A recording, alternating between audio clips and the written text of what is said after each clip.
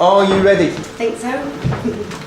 Okay, off you go. Okay, I've come straight in with the money shot. I'm a drugs mule. I'm not a very good one. I did get caught, and since then, my passion is prisoners, and I do a lot of work with prisoners, and I'm very into social justice issues. That's my passion. Now, for some reason, I've ended up putting this presentation together about food and prison food because it was on my mind. I am a bit of a food snob. I used to do catering. This is me in Holland Park. I used to go around houses doing personal catering in posh people's kitchen. This photo was taken in a posh person's kitchen. It wasn't my kitchen. I'm also a chocolate taster for Nestle, or I have been. I was a very sort of laboratory conditions chosen to be a chocolate taster, and that's only 16% of the population. So, I have quite good taste. It's official. So it's quite a shock for me to end up in prison, and just when you're getting used to peeing in front of other people and staring at institutional yellow walls and having all your rights taken away, you also have to deal with the undignified way that you're served food and the food you have to eat.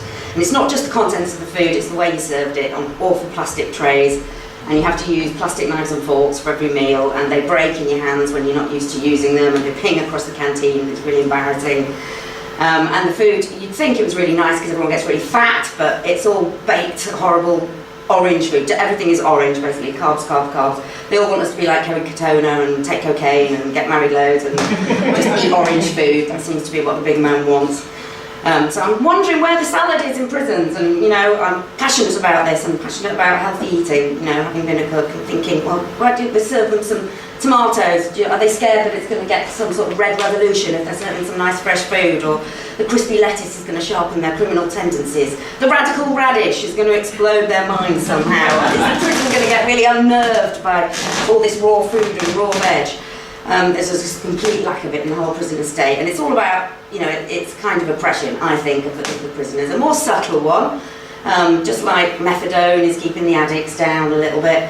I think, it's a chance, for them to keep everyone sluggish and pasty and eating bad food and having really low self-esteem and spotty and horrible, and it's just the big man serving you everything in plastic trays, just making your brain plastic, and you just lose the will to live.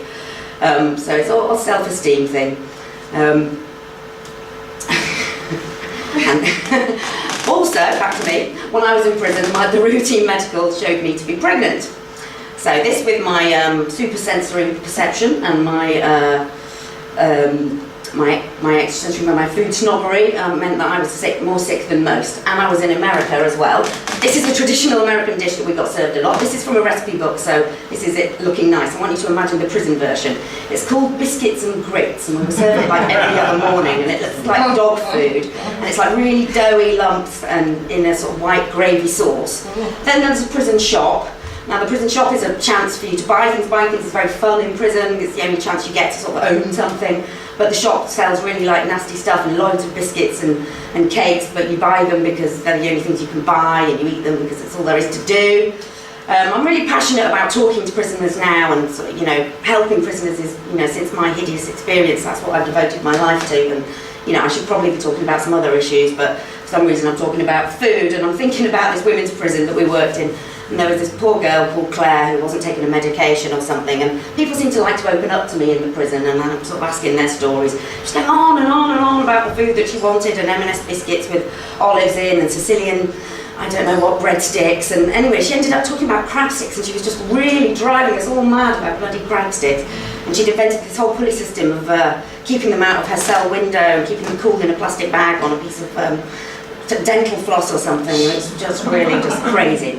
But I shouldn't mock mental health in prisons. Is a really big issue, and I think if we were feeding prisoners better, there's a lot of research into you are what you eat, and it's good for your brain to eat really good food, and we could be helping all the prisoners. There are a lot of good food-based schemes in prisons. This is Bad Boys Bakery in Brixton, but they're making cakes and biscuits. They're still making really sugary foods, and Gordon Ramsay went to visit them, and it was all very patronising and all this, and they're really good. But why aren't they making really lovely, like Mexican street food and really healthy stuff, and avocado and lime and salsa and stuff like that? I was thinking about this when I was rehearsing this, and thinking I sound a bit like Jamie Oliver, so I'm feeling a bit wanky now, like I'm the Jamie Oliver of the social justice world. But I just think there's a lot of work that could be done there. I've worked in prisons in Norway, and they have like kitchens in the prison, and they teach people to cook, and their reoffending rate is 8% to our 60%, so